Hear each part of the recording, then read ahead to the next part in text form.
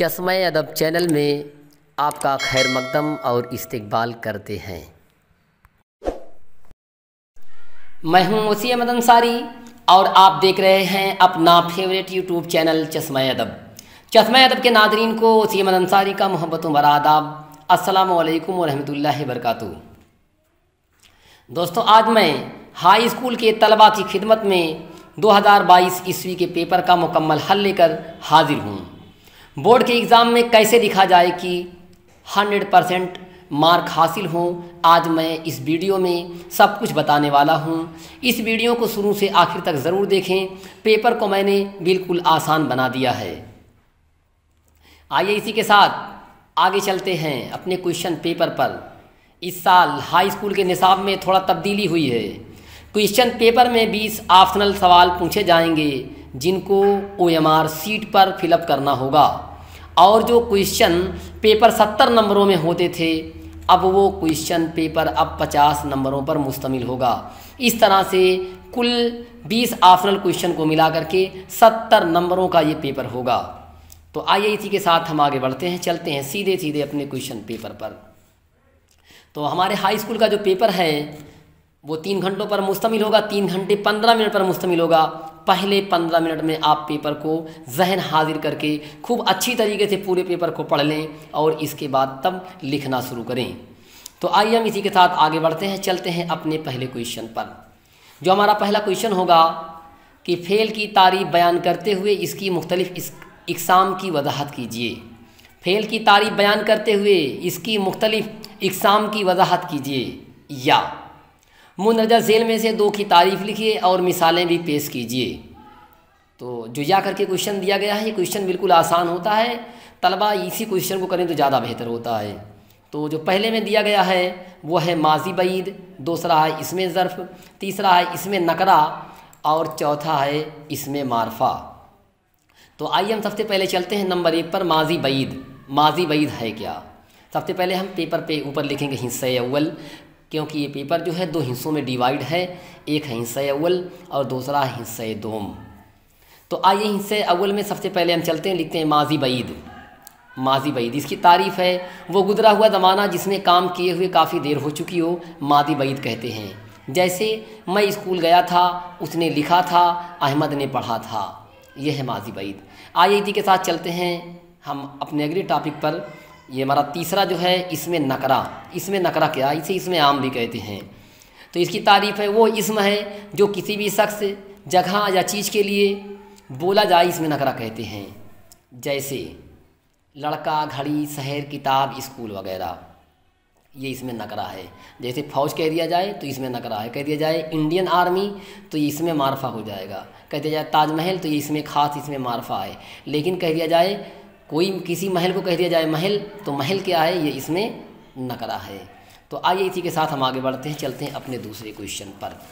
जो हमारा दूसरा क्वेश्चन है उसमें ये दिया गया कि मुंदरजा झेल अल्फाज की जमा लिखिए। मुंदरजा झेल अल्फाज की जमा लिखिए। तो ये हम आते इससे दूसरे नंबर पे हम चलते हैं। तो एक तरफ लिखेंगे अल्फाज, दूसरी तरफ लिखेंगे जमा। तो अल्फाज में जो पहला दिया गया है वो है हुक्म, इसकी जमा है अहकाम। इसके बाद दूसरे नंबर पर है खबर, इसकी जमा है अखबार। तीसरे नंबर पर है सबब, इसकी जमा है असबाब। इसके बाद है सजर, इसकी जमा है असजार। और शख्स की जमा है अशखास। आइए इसी के साथ हम आगे बढ़ते हैं, चलते हैं अपने क्वेश्चन नंबर 3 पर। जो हमारा तीसरा क्वेश्चन है वो है मुंदरजा झेल अल्फाज के मुतज़ाद लिखिए, यानी कि बिलोम लिखिए, उल्टा लिखिए। तो पहला दिया गया है आगाज़, इसका जो मुतज़ाद है, इसकी जो ज़िद है वो है अंजाम। दूसरा है आसना, आसना का ना आसना। अमानत का खयानत, अक्सरियत का अक़लियत, अव्वल का आखिर। आइए इसी के साथ इसमें दिया गया है या करके दिया गया है। या करके दिया गया है कि मुंदरजा झेल में से बताइए कि कौन मुज़क्कर है और कौन मुअन्नस, या ये करें या वो करें। तो मैंने ऊपर वाला सॉल्व कर दिया है। आइए इसी के साथ हम चलते हैं अपने क्वेश्चन नंबर 4 पर। तो हमारा जो चौथा क्वेश्चन है इसमें मुहावरे दिए गए हैं। मुंदरजा झेल मुहावरात व ज़रबुल मसल में से 5 का मफ़हूम बयान करते हुए उनको अपने जुमलों में इस्तेमाल कीजिए। तो आइए हम 5 इसमें से छांट करके लिखते हैं। धीरे धीरे दूसरे पर चलते हैं। दूसरा दिया है जिसकी लाठी उसी की भैंस। इसका माना हो जाएगा किसी चीज़ पर ताकतवर आदमी का कब्जा होना, जिसकी लाठी उसी की भैंस। अब इस तरह की सियासत चलती है। आइए इससे आगे बढ़ते हैं। जो हमारा चौथा है, अंधा क्या चाहे दो आँखें, तो इसका माना हो जाएगा ज़रूरत के मुताबिक ख्वाहिश होना। इस्तेमाल इसका हो जाएगा लोग अपनी ज़रूरत के मुताबिक ख्वाहिश रखते हैं। और इससे आगे बढ़ते हैं। पाँचवा है, आसमान से गिरा खजूर में अटका, तो इसमें इसका मतलब हो जाएगा मुसीबत पर मुसीबत का आना। आजकल अहमद के ऊपर मुसीबत पर मुसीबत आ रही है। आइए इससे आगे छठवें पर बढ़ते हैं कि आग लगने पर कुआं खोदना, यानी कि किसी काम में देर करना, किसी काम में देर करने से कोई फ़ायदा नहीं होता है। इसके बाद हम चलते हैं, जो हमारा लास्ट वाला है, हम आठवें को करते हैं, अंधों में काना राजा, बेवकूफ़ों में ज़रा अक्ल रखने वाला। इसका मतलब हो जाएगा बेवकूफ़ों में ज़रा अक्ल रखने वाला। तो ये जुमलों में इस्तेमाल करेंगे, बेवकूफ़ों में ज़रा सी अक्ल रखने वाला काबिल समझा जाता है। आइए इसी के साथ हम आगे बढ़ते हैं, चलते हैं अपने अगले क्वेश्चन पर। जो हमारा अगला क्वेश्चन है, क्वेश्चन नंबर 5, मुंदरजा झेल में से किसी एक पर नोट लिखिए। मुंदरजा झेल में से किसी एक पर नोट लिखिए। तो इसमें बहुत सारे दिए गए हैं। इसमें दिया गया है नज़्म जदीद पहला, दूसरा दिया गया है नावल, तीसरा मरसिया, चौथा अफसाना। तो आइए हम, जो हमारा आसान टॉपिक है वो है मरसिया। मरसिया पर हम लिख करके आगे बढ़ते हैं। तो जवाब नंबर 5, मरसिया। मरसिया लफ्ज़ रिसा से बना है, जिसके माना है रोना मातम करना। मरसिया से मुराद ऐसी नज़्म होती है जिसमें किसी मरने वाले के औसाफ बयान करके उसकी मौत पर रंजो गम का इजहार किया जाए। लेकिन उर्दू में मरसिया का एक ख़ास मफ़हूम मुतय्यन हो गया है, यानी मरसिया सिर्फ उस नज़्म को कहा जाता है जिसमें हज़रत इमाम हुसैन और दीगर शोहदाए करबला का जिक्र किया जाए। बाकी तमाम लोगों की मौतों पर कही जाने वाली नज़मों को शख्सी मरसिया का नाम दिया जाता है। मसलन हाली का मरसिया, गालिब इकबाल का मरसिया वगैरह। आइए इससे आगे बढ़ते हैं। मरसिया के अज्जाए तरकीबी कितने होते हैं? मरसिया के कुल 8 अज्जाए तरकीबी होते हैं। पहला जुज़ है उसका चेहरा। चेहरा मरसिया की तमहीद को कहते हैं। इसमें शायर मुख्तलिफ ऐसे मज़ामीन नज़्म करता है जिसका मरसिया के असल मौजू से बराह रास्त कोई ताल्लुक़ नहीं होता है, जैसे सुबह का मंदर, रात का समा, गर्मी की शिद्दत, जाड़े की ठंडक वगैरह। आइए पहले दूसरे नंबर पे चलते हैं। दूसरा नंबर जो मरसिया का दूसरा जुज़ है वो है सरापा। इस जुज़ में मरसिया के हीरो की तारीफ़ सर से लेकर के पैर तक की जाती है और दीगर औसाफ भी बयान किए जाते हैं। तो आइए इसी के साथ आगे बढ़ते हैं। इसका जो अगला जुज़ है वो है रुखसत, तीसरा। ये मरसिया का वो हिस्सा होता है जिसमें मरसिया का हीरो हज़रत इमाम हुसैन से इजाज़त लेते हुए और तमाम अजीज़ों से रुखसत होते हुए दिखाया जाता है। और इसका चौथा जुज़ है वो है आमद। ये मरसिया का वो जुज़ होता, वो हिस्सा होता है जिसमें हीरो घोड़े पर सवार होकर शान व शौकत के साथ मैदान जंग में आने की मंदरकसी की जाती है। घोड़े पर किस अंदाज में सवार होकर के हीरो आता है उसी की मंदरकसी की जाती है। इसका अगला जुज़ है वो है रजज़। मरसिया का हीरो अपने ख़ानदान की तारीफ़, अपने बुज़ुर्गों के कारनामों का जिक्र और जंग के मामले में अपनी बहादुरी और महारत को बयान करता है, और इसका दुश्मन भी अपने असलाफ़ की बहादुरी को बयान करता है, ठीक वही कारनामा पेश करता है। इससे आगे बढ़ते हैं। अगला जुज़ है वो है जंग। इस युद्ध में मरसिया का हीरो मुकाबिल फ़ौज के किसी नामवर पहलवान या पूरी फ़ौज से बड़ी शुजाअत और बहादुरी के साथ लड़ता है। जंग के बारे में हीरो की तलवार और घोड़े की तारीफ़ भी की जाती है। तो इससे आगे बढ़ते हैं। अगला जुज़ है शहादत। शहादत इस हिस्सा में हीरो शुजाअत के साथ लड़ते हुए आखिरकार दुश्मनों के साथ ज़ख्मी होकर के शहीद हो जाता है। और इसका आखिरी जुज़ है जो 8वां है वो है बैन। ये मरसिया का आखिरी हिस्सा होता है जिसमें हीरो की मौत पर उसके अजीज़ व वकारीब, ख़ास तौर पर औरतें उसके औसाफ को बयान करती हैं, रोती हैं और मातम करती हैं। तो आइए इसी के साथ हम आगे बढ़ते हैं, चलते हैं अपने अगले क्वेश्चन पर, जो हमारा क्वेश्चन नंबर 6 है। क्वेश्चन नंबर 6 पर हम चलते हैं। हमारा छठा क्वेश्चन है कि मुंदरजा झेल में से किसी एक उन्वान पर मजमून लिखिए। ये मजमून लिखने का क्वेश्चन है। कई उन्वान दिए जाएंगे, किसी एक पर मजमून लिखना होगा। 2-3 पेज की मजमून तलबा लिखेंगे क्योंकि वक्त की बड़ी तंगी होती है, बहुत डिटेल में जाने की कोई ज़रूरत नहीं है। तो आइए इसमें दिया गया है, पहला है तालीम की अफादियत, दूसरा है स्कूल की ज़िंदगी, तीसरा है ईद उल फित्र, चौथा है पसंदीदा, मेरा पसंदीदा खेल। तो आइए हम चलते हैं ईद उल फित्र पर। ईद है क्या? जवाब नंबर 6 ईद उल फित्र। हिंदुस्तान एक ऐसा मुल्क है जहाँ बहुत से मज़हब के लोग रहते हैं जिनके अलग अलग त्यौहार हैं। यही वजह है हमारे मुल्क में त्योहारों की तादाद बहुत ज़्यादा है। दीगर मज़हब के लोग भी मुसलमानों की तरह बहुत सारे मजहबी त्यौहार मनाते हैं, ठीक है। और उनकी तरीके से मुसलमान भी बहुत सारे मजहबी त्यौहार मनाते हैं, जैसे ईद उल फित्र, ईद उल अज़हा, ईद मिलादुन्नबी, शब बारात, होली, दिवाली वगैरह। रमज़ान मुबारक का महीना रोज़े रखने और इबादत करने का महीना है। रमज़ान के 29 या 30 रोज़े गुजारने के बाद ईद का त्यौहार आता है। ईद का चाँद नज़र आते ही सब लोग खुशियाँ मनाने लग जाते हैं। अगले ही दिन खुशी से ईद का त्यौहार मनाया जाता है। मर्द लोग ईदगाह में जाकर के रोज़े रखने की खुशी में इकट्ठा होकर के 2 रकात नमाज ईद उल फित्र अदा करते हैं। ये नमाज शुक्राने की नमाज होती है। तो आइए देखिए, इसमें हम बहुत सारी हेडिंग दे सकते हैं। एक हेडिंग हो सकती है ईद का चाँद। ईद का चाँद जैसे ही आसमान पर नज़र आता है, हर तरफ खुशी का माहौल छा जाता है, क्योंकि ये चाँद 29 या 30 दिन के रोज़े के बाद नज़र आता है। चाँद देखने के बाद लोग ईद की तैयारियों में मसरूफ़ हो जाते हैं। तो इसके बाद हम और सारी हेडिंग कर सकते हैं। बहुत सारी हेडिंगें हमारी बन सकती हैं। हेडिंग के हिसाब से अगर हम लिखते हैं तो थोड़ा सा आसानी होगी क्वेश्चन को सॉल्व करने में। तो आसानी के साथ तो इस तरीके से पेपर हल हो जाता है। तो अगली हेडिंग हम बना सकते हैं चाँद रात। चाँद रात नहायत खुशी की रात होती है। लोग रात भर ईद की तैयारी में मसरूफ़ रहते हैं। औरतें मेहंदी वगैरह लगाती हैं। रात भर दुकानें खुली रहती हैं। लोग ख़रीदारी में मसरूफ़ रहते हैं। चाँदनी रात, चाँद की जो रात होती है, एक तरह से मुसलमानों के लिए नहायत खुशी की रात होती है। आइए इससे आगे बढ़ते हैं। अगली हेडिंग पर चलते हैं, नमाज ईद उल फित्र। सुबह होते ही लोग गुस्ल करते हैं और नए कपड़े ज़ेब जिस्म करके इत्र लगाते हैं और खुशी खुशी ईदगाह जाते हैं। ईदगाह जाकर के 2 रकात नमाज ईद उल फित्र अदा करते हैं। ये नमाज जो होती है शुक्राने की नमाज होती है। तो इसके बाद हम अगली हेडिंग दे सकते हैं, मुबारकबाद देना। ईद उल फित्र की नमाज के बाद लोग एक दूसरे को ईद की खुशी की मुबारकबाद पेश करते हैं, गले लगते हैं, हंसी खुशी एक दूसरे को अपने घरों पर दावत देते हैं। और इसके बाद जो है अगली हेडिंग हम बना सकते हैं, सेवइयाँ। ईद के मौके पर जो सबसे अच्छा पकवान हमारा होता है वो होती हैं सेवइयाँ। अलग अलग तरह की सेवइयाँ बनाई जाती हैं और लोग एक दूसरे को अपने घरों पर बुलाते हैं, उनको सेवइयाँ खिलाते हैं और दूसरे पकवान भी खिलाते हैं। तो आइए, ये हमारा जो एस्से का उन्वान था, मजमून था, ये ख़त्म हो गया। इससे आगे बढ़ते हैं, चलते हैं हम अपने अगले टॉपिक पर। तो हमारा 7वां क्वेश्चन जो है वो है, मुंदरजा झेल इबारत का खुलासा अपने अल्फाज में तहरीर कीजिए। 6 नंबरों का ये सवाल होगा। मुंदरजा झेल इबारत का खुलासा अपने अल्फाज में तहरीर कीजिए। दोस्तों, ये नंबर बिल्कुल फ्री का नंबर होता है। सिर्फ इस क्वेश्चन को कॉपी कर देना होता है। बहुत थोड़ा सा मामूली सी जो बातें पेचीदा हैं उन बातों को आसान करने की ज़रूरत होती है। तो सवाल नंबर 7, पहले आप इशारा लिखेंगे, इसके बाद एक हेडिंग देंगे खुलासा और लिखना शुरू करेंगे।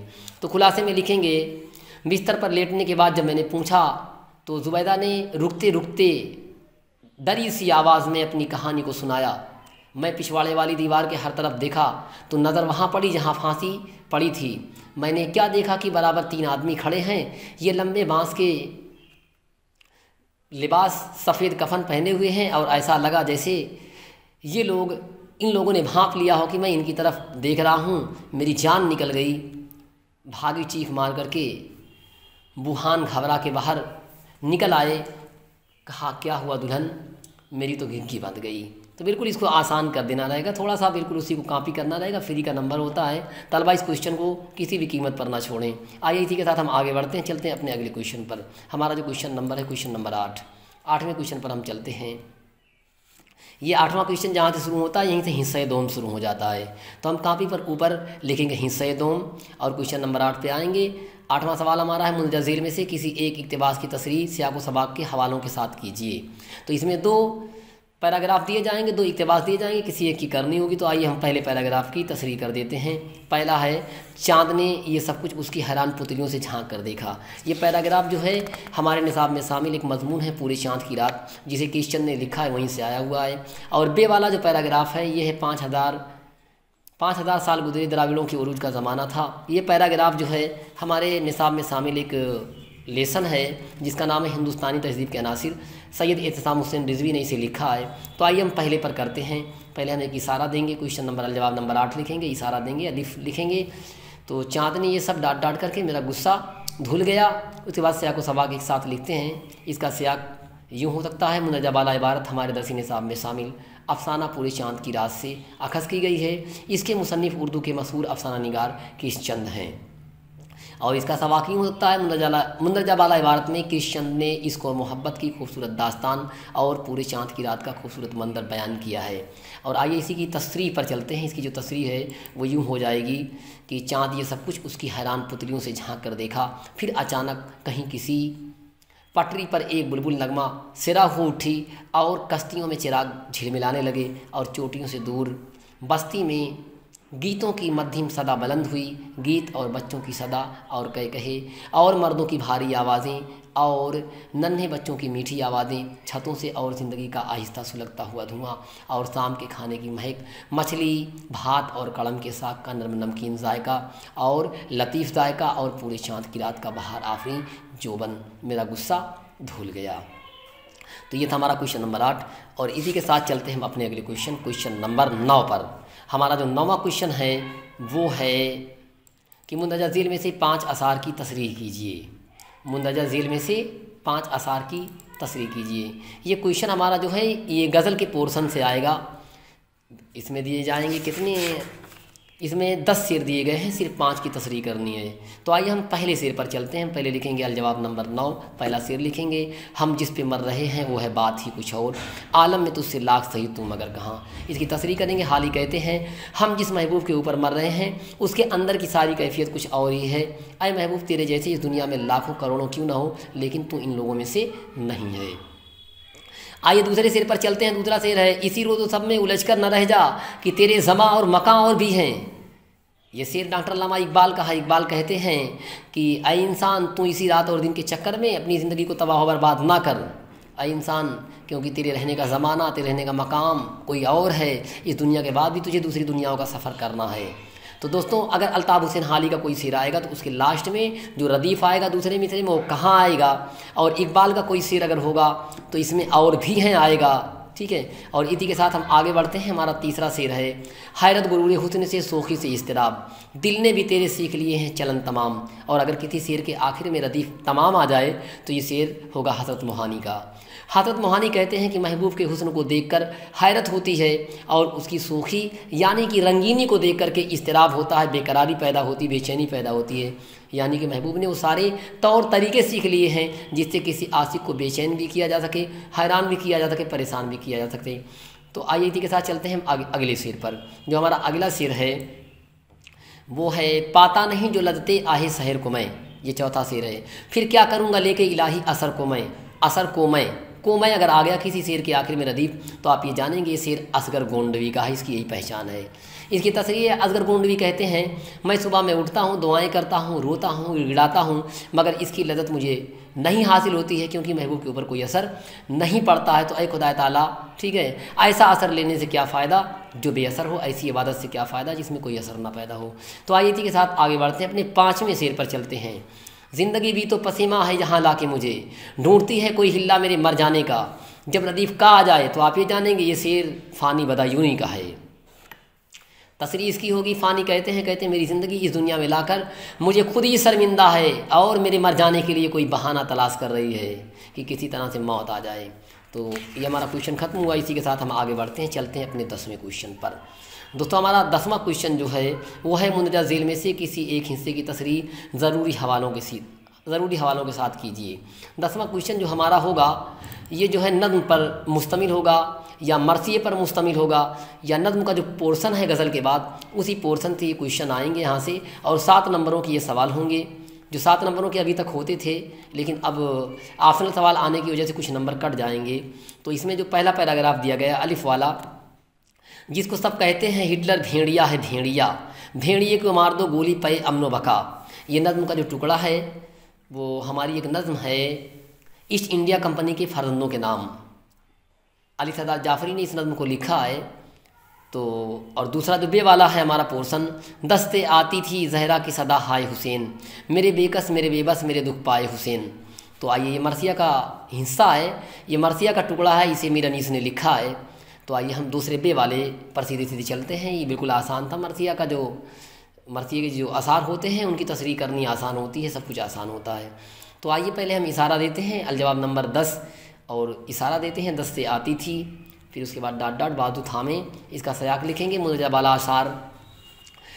बाला आसार हमारी दरसी किताब में शामिल मरसिया से लिए गए हैं। इसके शायर उर्दू के मशहूर मरसिया निगार मीर बबर अली अनीस हैं। आइए इसके सबाक पे चलते हैं। सबाक इसका हो जाएगा मुंदरजा बाला आसार में मीर अनीस ने उस वक्त का दर्द अंगेज मंजर पेश किया है जब हज़रत इमाम हुसैन जंग के मैदान में जाते हैं। तो इसकी तस्रीह हो जाएगी। मीर अनीस कहते हैं कि करबला के जंगल से खातून जन्नत फातिमा ज़हरा की सदा आ रही थी, मेरे बेकस मेरे बेबस इमाम हुसैन, ठीक है। और खेमे के दरवाजे से इमाम आली मकाम की बहन ज़ैनब चिल्ला चिल्ला करके कह रही थी, मेरे भाई इमाम हुसैन, आपको तलवारों से बचा कर के कौन लाए, आपको कौन लाए, तमाम जालिम आप पर जुल्म कर रहे हैं। और फातिमा खेमे के दरवाजे से अपने पहलू को थाम करके रो रही थी और कह रही थी कि अगर शरीयत हुक्म देती, मजहब ये हुक्म देता तो बहन दौड़ करके मैदान कारज़ार में जाती और भाई का एक बाजू बन जाती, उनका बाजू थाम लेती। तो आइए इसी के साथ आगे बढ़ते हैं, चलते हैं अपने अगले क्वेश्चन नंबर 11 पर।